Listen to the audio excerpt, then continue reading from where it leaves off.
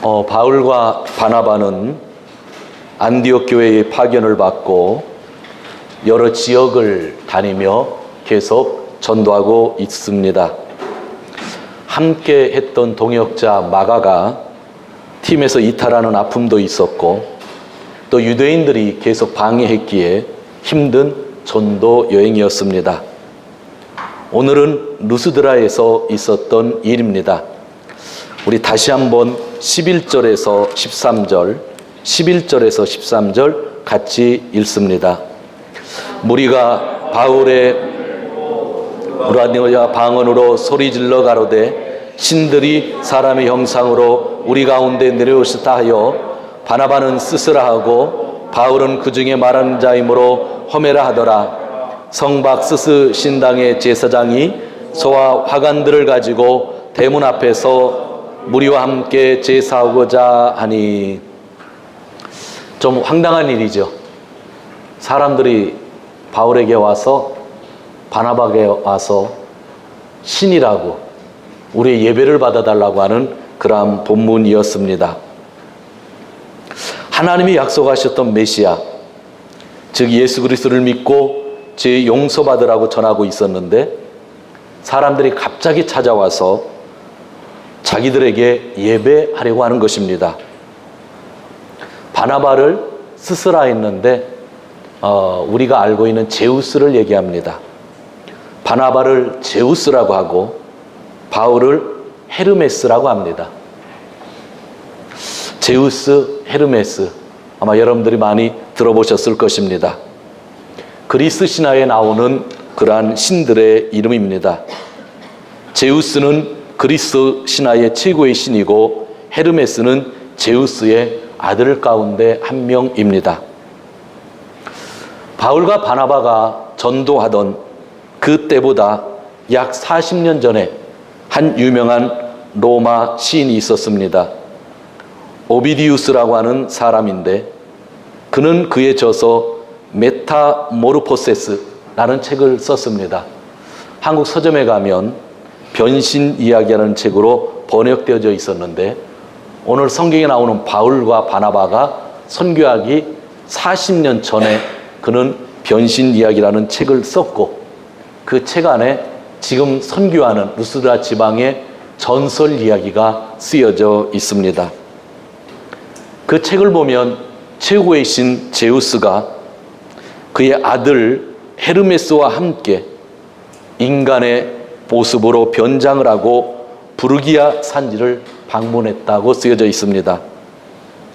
그들은 자명을 하면서 사람들의 집에 묵으려 했으나 수없이 거절을 당했다고 합니다. 그러던 중 그들은 집과 습지에 사는 갈대로 지붕을 엮은 한 초라한 오두막 집에 들어가 묵을 수 있었습니다. 여기에는 빌레몬과 바우시트라는 늙은 부부가 살고 있었는데 그들은 가난한 사람들이었지만 그 손님들을 후대히 접대했다고 합니다. 후에 제우스와 헤르메스는 늙은 부부에게 보상을 내렸고 그들을 맞아들이려 하지 않았던 집들은 모두 홍수로 쓸어버렸다 합니다. 역사적인 이야기가 아니고요. 한 사람이 로마의 시인이 전설을 엮었던 내용인데 바울이 전도하기 40년 전에 쓰여진 책입니다. 루스드라 사람들은 이미 이 이야기를 잘 알고 있었을 것이며 또한 만일 신들이 그들의 지역을 다시 방문한다면 불친절했던 옛날 사람들과 같은 운명을 당하지 않으려고 애를 썼으리라고 생각합니다. 또 오비디우스의 문학적인 증거와는 별도로 루스드라 근처에는 2개의 비문과 하나의 돌로 된 제단이 발견되었는데 이는 제우스와 헤르메스가 함께 그 지역의 수호신으로 숭배를 받았음을 보여주기도 합니다. 2000년 전 아주 전설적인 이야기인데 그런 배경 속에서 살고 있었던 사람들에게 어느 날 갑자기 바울과 바나바가 나타나서 전도를 하고 있는 겁니다. 그리고 병자를 고치고 있는 겁니다. 그들의 머릿속에 스치는 것이 있습니다. 바나바가 제우스구나. 바울이 헤르메스구나. 그 신화의 이야기랑 겹쳐지게 된 거죠. 그래서 그들은 그 옛날 자기의 조상들이 그 두 신들을 잘못 접대해서 망했다고 하는 것을 기억하고 바나바와 바울에게 제우스라고 헤르메스라고 외치면서 제사를 드렸던 본문, 그것이 오늘 성경의 배경입니다.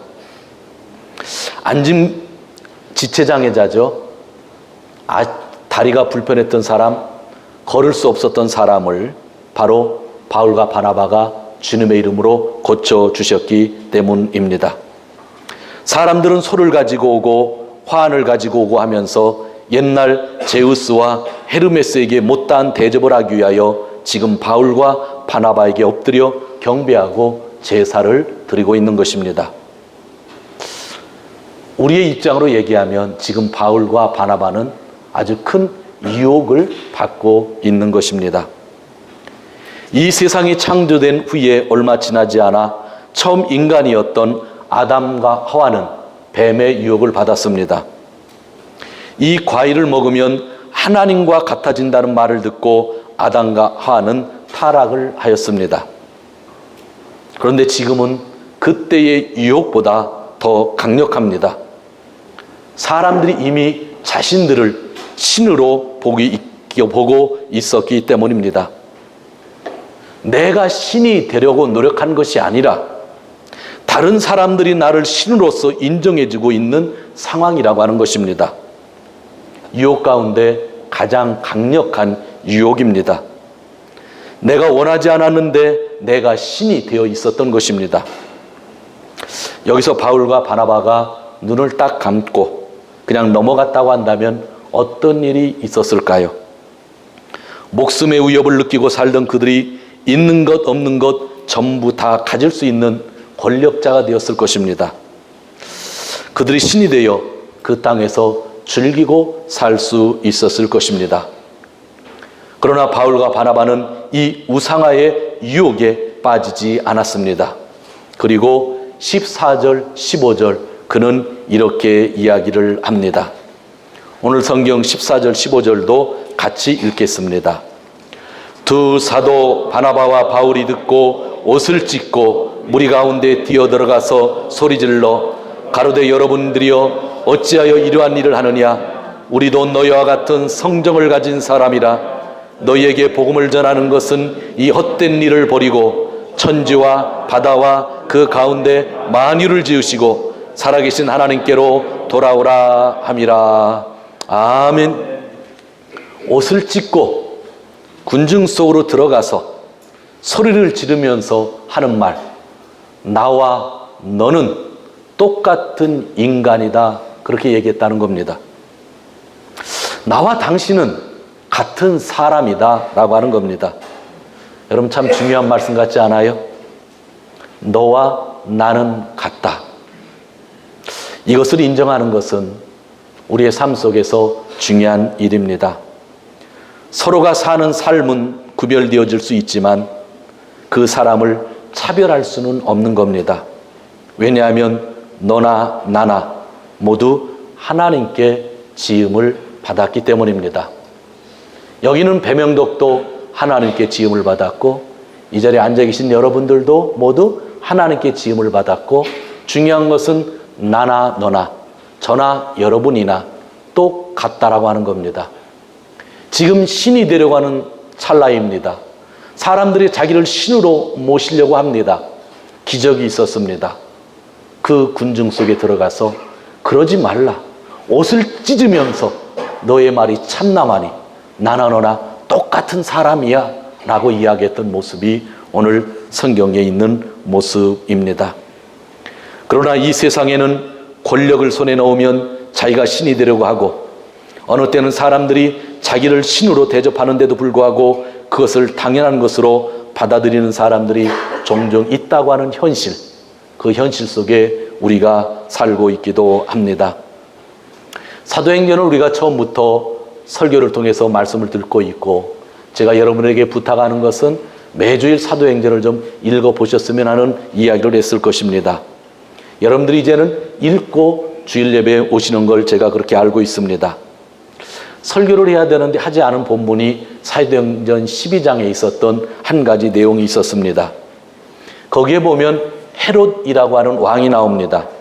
그는 예수님의 제자 누군가를 칼로 죽인 사람입니다. 누구죠? 목이 탁 잘라나가서 죽었다고 했던 사람? 예, 야고보입니다. 예수님의 제자 중에 제일 먼저 순교당한 야고보. 그 헤롯 왕이 야고보를 칼로 죽였습니다. 그래도 별 문제가 생기지 않자 그는 자신감을 얻고 가장 우의 제자였던 베드로까지 잡아 감옥에 집어넣고 죽이려고까지 했었던 왕입니다. 그는 왕으로서 잘못된 권력을 휘둘르며 공포를 조성하는 자였습니다. 헤롯 왕은 두로와 시돈 사람들에게 화를 낸 적이 있습니다. 그래서 두로와 시돈 사람들이 너무 걱정이 되어서 선물을 가지고 왕과 화해하고 싶어서 왕에게 찾아왔습니다. 그때 왕은 아주 기분이 좋았습니다. 자기 권력을 자랑하며 그 권력에 취해 모든 사람들에게 연설을 하기 시작합니다. 연설이 진행되자 헤롯 왕의 연설을 듣고 있었던 군중들이 갑자기 소리를 지르는데 무슨 이야기를 하냐면, 야, 신의 목소리다. 저것은 인간의 목소리가 아니다 하면서 헤롯을 신으로 추앙하게 됩니다. 12장 22절에 나오는 이야기입니다. 카미노 고에다 닌겐노 고에데와 나이토 사케비 지지겠다. 그렇게 쓰여져 있습니다. 정말 말도 안 되는 일이 보통의 삶 속에서 있었던 것입니다. 헤롯 왕은 몹시 기분이 좋았습니다. 그러나 하나님께 영광을 돌리지 않고 자기가 그 영광, 하나님의 영광을 받았기 때문에 그는 그 자리에서 죽었는데, 정말 놀라운 것은 성경을 보면 벌레에 먹혀 죽었다고 그렇게 기록이 되어 있습니다. 너무나 충격적인 사건이기에 지난번에 제가 이 부분 설교를 하지 않고 넘어갔던 것입니다. 헤롯은 사람들이 너는 신이다 할 때 이대로 신이 되어도 좋겠다고 생각을 한 겁니다. 그때 그는 벌레를 통하여 먹혀 죽었다. 성경이 그렇게 이야기하고 있습니다. 자신의 모습만이 보였고 그때 그의 인생은 끝이 났던 것입니다. 인간은 인간으로 살 때에 이 세상에서 살 이유가 있는 겁니다. 사람이잖아요. 하나님은 사람을 이 세상에 만들어 주셨잖아요. 그러니까 인간이라고 하는 것은 인간으로서 살 때에만 이 세상에서 살 이유가 있다는 것이죠. 인간이 동물같이 산다고 하면 그 인간은 동물이 될 것이고, 인간이 신으로 대접을 받는다면 더 이상 이 세상에 있을 이유가 없는 겁니다. 이 세상에 있을 이유가 없다고 하는 것이죠. 사람들은 자기가 부족하다는 것을 잘 알고 있습니다.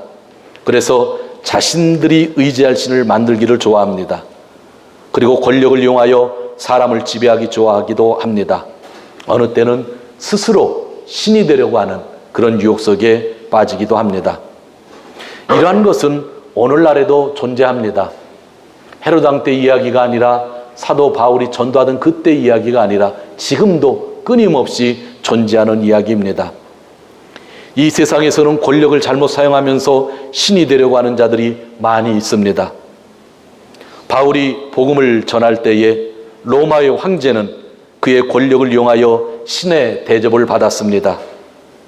조금 전에 말한 로마 고대의 시인 오비디우스도 당시의 황제를 신으로 그는 인정했습니다. 세월이 지나 지금도 북한에서는 권력을 이용하여 김일성, 김정일에 이어 김정은 씨가 신의 대접을 받고 있습니다. 우리는 그들을 우상이라고 합니다. 일본에서도 오다 노부나가, 토요토미 히데요시는 권력을 이용하여 끊임없이 자신들이 신이 되려고 노력했습니다. 메이지 시대에는 정치인들이 국어학자들의 도움을 받아 천황을 신으로 만들어버렸습니다. 일본의 국가는 기미가요입니다. 기미는 천황을 의미합니다. 저는 이걸 기미가요라고 했을 때 단어를 기미까지 하고 가요인 줄 알았어요. 그랬더니 그게 아니라 기미가 요입니다.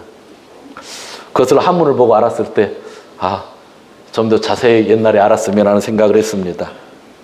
천황의 치세를 축하하는 노래입니다. 요, 영영이 천황의 치세가 있기를 바라는 것입니다. 기미가요가 만들어진 것은 1893년경인데 소학생들이 부르기 시작한 노래입니다. 문무성에서 소학교 학생들에게 부르기 시작했고 1999년 얼마 되지 않았지만 정식 국가로 제정이 되었습니다. 일본의 국기는 일장기입니다. 일장기 안에는 태양이 들어가 있습니다. 이 태양은 지금 천황의 조상인 아마테라스 오오미카미를 의미합니다. 철저하게 일본의 국가와 국기는 천황을 신으로 섬기는, 천황을 우상화한 결과 속에서 나온 것인데 이것을 지금 일본에서 소학생들이 부르고 있죠. 저는 아이들에게 일본 소학교를 다닐 때에 그냥 입을 다물라고 했습니다. 아마 지켜줬겠죠. 그러다가 인터내셔널 학교에 가서 졸업식을 참석했는데 너무 좋더라고요. 거기는 일장기를 놓고 하지 않고 여러 태국기 있는 가운데 다른 것들을 부르더라고요. 그 나라에 가서 그 나라의 국가와 국기를 존중하는 것은 중요한 겁니다. 그러나 의미를 알고 있는 크리스찬들은 부를 수 없습니다. 지금 이 자리에 일본 분들도 몇 분 계십니다. 일본이란 나라를 무시하는 게 아니라 국가에 담긴 의미와 그 국기에 담긴 의미가 사람을 신으로 만드는 것이었다고 한다면 우리 신앙인들은 부를 수 없다고 하는 그러한 이야기입니다. 또 돈을 가지고 신이 되려고 하는 사람들이 있고 또 돈을 신으로 섬기는 자들이 있습니다. 그래서 돈이 있는 사람에게는 많은 사람들이 연결되어져 있습니다. 지금 세상에서는 돈이 있으면 무엇이든지 할 수 있습니다. 돈으로 생명까지 연결시킬 수 있다고 합니다. 맞잖아요. 돈을 좀 가지고 있으면 좀 오래 산다고 그래요. 돈이 없으면 좀 일찍 죽는다고 그래요. 서글펐어요. 그러다가 생각나는 게 있었습니다. 돈이 있어서 생명을 연장시켜놔도 그 사람은 반드시 뭐 한다고요? 또 죽습니다. 사람은 누구나 죽게 되어져 있는 것이죠. 그래서 하나님은 돈을 뛰어넘으신 유일하신 하나님이라는 것이죠. 예수님이 이렇게 말씀하셨습니다. 나는 부활이요 생명이니 나를 믿는 사람은 죽어도 살고 살아서 나를 믿는 사람은 영원히 죽지 않을 것이다. 예수님은 생명까지 넘어서는 분이라고 우리에게 분명히 말씀해 주셨습니다. 사랑하는 성도 여러분, 바울은 신으로 불려지는 것을 원하지 않았습니다. 그는 다만 인간이라고 했습니다. 나도 인간, 너도 인간이라는 겁니다. 설교자가 훌륭한 것이 아니라 설교자도 인간이고 설교 듣는 자도 인간이라는 겁니다. 나는 하나님을 이전부터 알았고 너희는 하나님을 모르지만 나나 너나 똑같다는 겁니다. 세상에 예수를 믿지 않는 사람이 많이 있는데 우리들은 그들의 우위에 설 수 있는 게 아닙니다. 제가 늘 강조하지만 나는 천국 갈 사람이고 너희는 지옥 갈 사람이라고 하는 것은 잘못된 전도입니다. 나나 그 사람이나 모두 천국에 가야 될 사람들이고 아직 예수를 믿지 않는 사람은 지옥 갈 사람이 아니라 우리의 전도 대상자라고 하는 것. 크리스찬이나 크리스찬이 아닌 사람이나 똑같은 인간이라고 하는 것. 하나님께 만들어진 피조물이라고 하는 것. 이것이 오늘 우리가 삶을 살고 있어서 마음의 자세로서 아주 중요한 것입니다. 우리들은 우리의 모습을 잘 알아야 합니다. 나는 만들어졌다는 것입니다. 그리고 죄 속에서 태어나 죄인으로 살아가고 있었다는 것입니다. 그리고 죽어서 지옥에 갈 수밖에 없었던 인간이라는 것입니다. 그러나 예수를 통해 죄 용서를 받고 있는 자들이라는 것. 신앙인이 되니 깨닫는 것이 하나 더 있는데 나 같은 피조물은 창조주 하나님의 도움 없이는 한 시간도 살 수 없다고 하는 것을 깨닫는 겁니다. 예수 믿는 사람이든 믿지 않는 사람이든 하나님 없이 이 세상에서 우리는 살 수 없다고 하는 그러한 이야기들입니다. 하나님 앞에서 철저하게 낮출 수 있는 사람, 그 사람이 신앙인이 아닐까요? 수많은 사람들이 나를 신으로 섬기려고 할 때에 거기에 뛰어들어서 옷을 찢으면서 나는 크리스찬이고 너는 넌 크리스찬이다, 그렇게 이야기하지 않았습니다. 나도 인간이고 너도 인간이라고 하는 근본적인 이야기를 하면서 그들에게 복음을 증거했던 것입니다. 만약 바울이 그 자리에서 나는 크리스찬이고 너는 넌 크리스찬이라고 했다고 하면 그 사람들은 더 이상 바울이 하는 설교를 듣지 않았을 겁니다. 나나 너나 똑같다, 똑같은 피조물이다라고 얘기했을 때 그들은 바울의 말에 귀를 기울였던 것입니다. 바울은 자신의 우상화를 어떻게 극복할 수 있었을까요? 그것이 15절과 17절에 나와 있습니다. 15절, 17절, 좀 길지만 15절에서 17절 같이 읽겠습니다. 가로되 여러분이여 어찌하여 이러한 일을 하느냐? 우리도 너희와 같은 성정을 가진 사람이라. 너에게 복음을 전하는 것은 이 헛된 일을 버리고 천지와 바다와 그 가운데 만물을 지으시고 살아계신 하나님께로 돌아오라 함이라. 하나님이 지나간 세대에는 모든 족속으로 자기의 길들을 다니게 묵인하셨으나 그러나 자기를 증거하지 아니하신 것이 아니니 곧 너희에게 하늘로서 비를 내리시며 결실기를 주시는 선한 일을 하사 음식과 기쁨으로 너희 마음에 만족해 하셨느니라 하고. 아멘. 바울의 전도 방법 기가 막히지 않으세요? 지난주 설교는 바울이 비스디아 안디옥에서 예수님을 믿는데 믿으면 제 용서받는다는 설교, 아주 핵심적인 것만을 증거했는데 거기는 유대인의 회당이었기 때문에 바울이 성경을 가지고 설교를 한 겁니다. 하나님이 성경 속에 약속해 주신 분이 있는데 그 약속해 주신 분이 오셨습니다. 그분이 바로 예수님입니다. 하나님이 구약 성경에서 약속해 주셨는데 제 용서하시겠다는 약속을 해 주셨는데 바로 예수를 통해서 죄의 용서를 받을 수 있습니다. 그러니까 너희가 회개하고 예수를 믿으면 성경에 나온 약속의 말씀대로 구원을 받게 됩니다. 그렇게 설교를 했죠. 그런데 지금은 회당이 아닌 밖에 자기를 신으로 모시려고 하는 이방인 사람들에게 하는 설교입니다. 바울은 성경을 사용하지 않았습니다. 그리고 주위에 있는 만물을 본 겁니다. 만물을 바라보면서 이 만물이 그냥 되었다고 생각하느냐? 다 살아계신 하나님이 만드신 것이다. 그래서 너희가 나에게 절을 할 수 없다. 만물을 만드신 하나님에게만 예배해야 된다 하면서 복음을 증거했던 것이죠. 아주 중요한 힌트를 우리는 발견하고 있는 겁니다. 여러분들은 자연의 은혜를 받고 있는데 그 자연을 만드신 분이 하나님이시고 그 자연을 다스리는 분이 하나님이시라고 그렇게 이야기하고 있었던 것입니다. 우리가 하나님을 창조주 하나님으로 인정하면, 그리고 이 세상을 지금도 주관하신 분으로 인정하고 증거하는 삶을 산다고 하면 우상화의 유혹에 빠질 수 있는 겁니다. 하나님을 창조주로 믿지 못하면 내가 우상이 되고 신이 됩니다. 그러나 우리의 신앙 속에서 진정으로 하나님을 창조주로 모실 수 있다고 한다면 내가 우상화되는 그러한 유혹에서 벗어날 수 있다고 하는 것이죠. 그래서 창세기 1장 1절 성경의 맨 처음에 태초에 하나님이 천지를 창조하셨느니라 그렇게 말씀하셨습니다. 왜요? 그것이 신앙의 출발이기 때문입니다.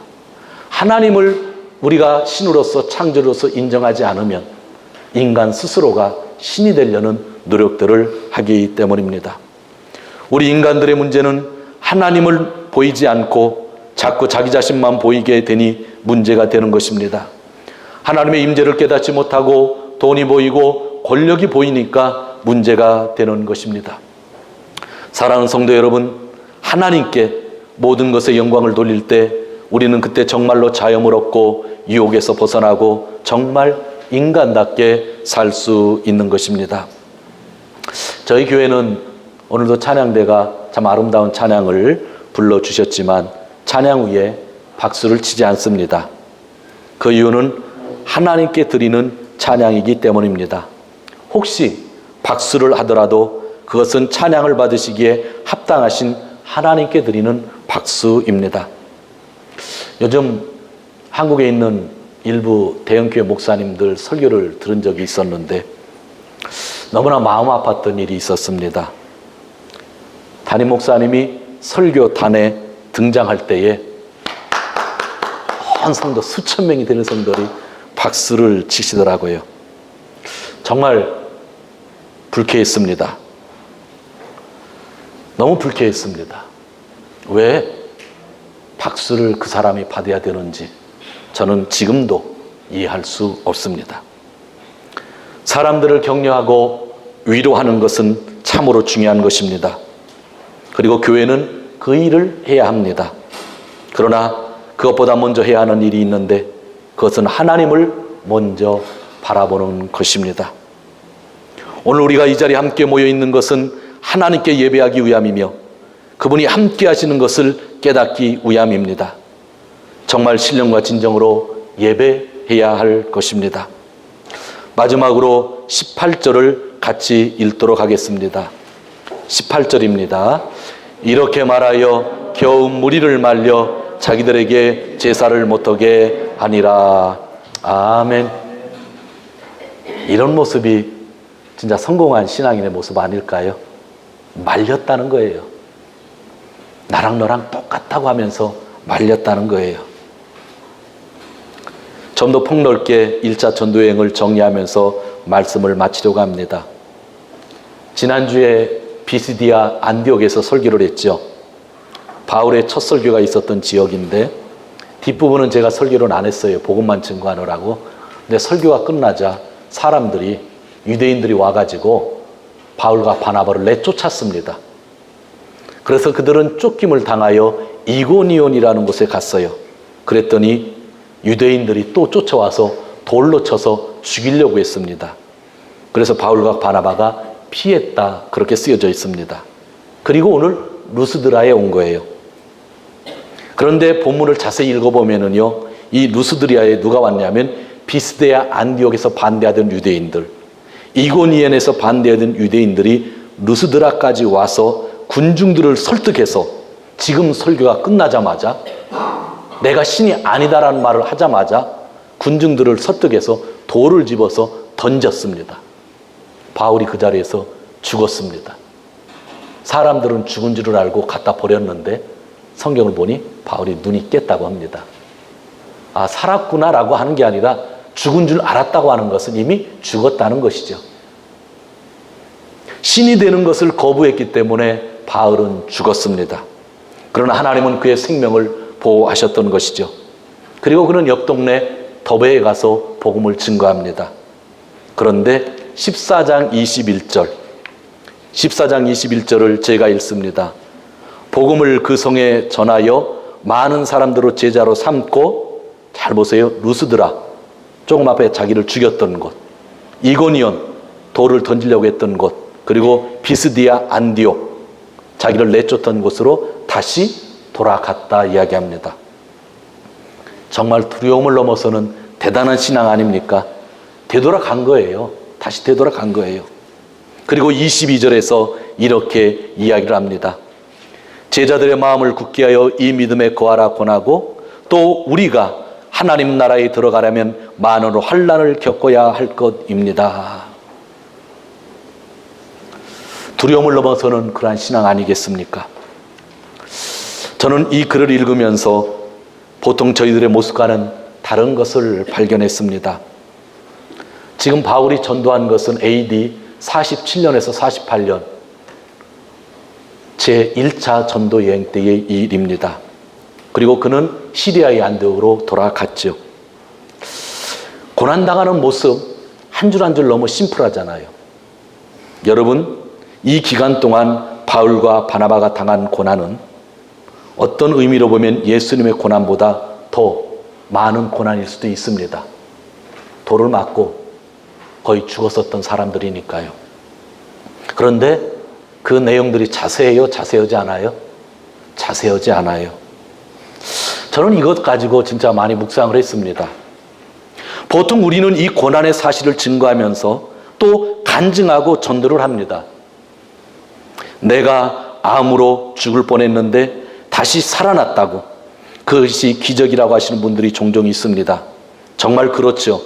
정말 큰 은혜예요. 너무나 감사한 거예요. 그런데 저는 지난번에 여러분들에게 이런 이야기를 했습니다. 나이가 70이 되고 80이 되어서 암에 걸리지 않은 것이 암에서 나은 것보다 더 기적이라고.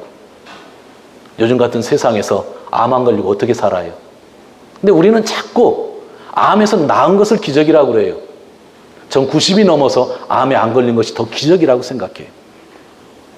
사도행전을 보면 바울과 바나바의 전도 이야기는 그의 전한 설교의 내용의 핵심이 있었고, 신으로 섬김받는 그 우상화를 철저하게 거절한 것이 1차 전도여행의 중심 내용이 있습니다.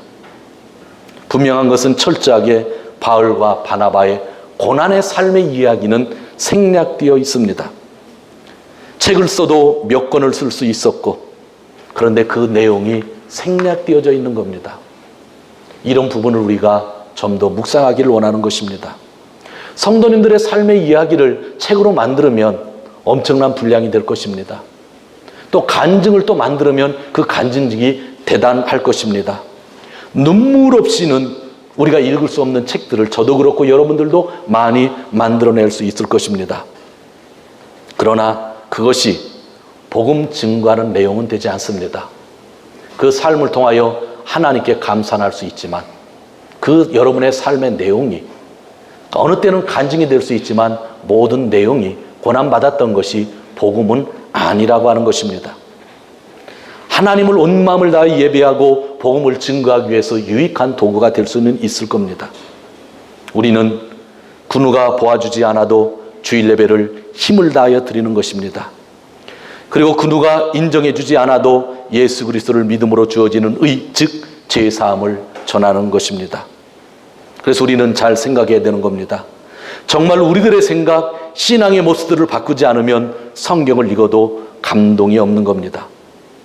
우리는 나의 삶을 가지고 사람들과 나누는 것이 아니라 하나님의 복음의 메시지를 가지고 삶을 나누는 겁니다. 중요한 겁니다. 교회에서는 복음만이 남아야 되는 겁니다. 여러분, 2년여 동안 바울과 바나바가 전도했던 이야기를 제가 간단하게 설교를 했습니다. 그 고난은 말로 할 수가 없었는데 그런 그 고난을 간증으로 삼지 않았습니다. 바울은 분명히 이야기하죠. 다른 책에서 나는 하늘나라까지 하나님이 보여주셔서 꿈속에서 환상 속에서 하늘나라를 보았다. 근데 그 내용을 이야기하지 않습니다. 간증하지 않습니다. 그냥 사실만 한 절로 적고 있었습니다. 왜냐하면 그것이 복음 증거하는데 방해가 될 수 있으니까. 사람들이 그 이야기를 듣고 자기를 우상화할 수 있으니까. 여러분을 향한 하나님의 마음은 너무나 사랑의 마음이십니다. 인자하신 하나님이, 진실하신 하나님이 끝까지 여러분들을 지켜주실 것이고, 여러분들이 고난당하는 그 환경 속에서 하나님은 끝까지 붙잡아 주실 것입니다. 그러나 나의 입술에서 나가는 이야기는 오직 예수님 이야기입니다. 그것이 중요합니다.